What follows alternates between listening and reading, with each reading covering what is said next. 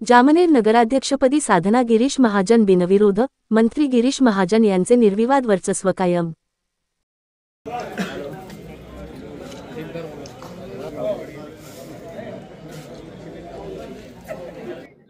काय सांगणार ताई, नगराध्यक्ष पदासाठी आपण बिनविरोध झालेला आहात, कसा आनंद आहे?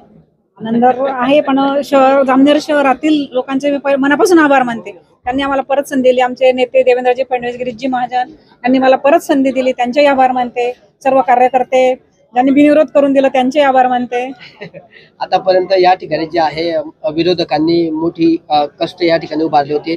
3 उमेदवार तुमच्या विरुद्ध या ठिकाणी यांनी अर्ज सुद्धा दाखल केले होते, मात्र त्यांनी आता माघार घेतली आहे। काय वाटतं त्यांच्या माघारीचं कारण, काय वाटतंय? शहराचा विकास बघून त्यांनी सांगितलं असेल किंवा आता पुढे अजून विकास करायचा असेल शहराचा, आतापर्यंत आणि आमच्यावर विश्वास असेल।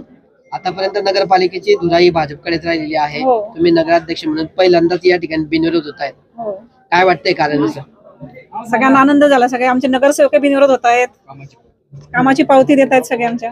अच्छा।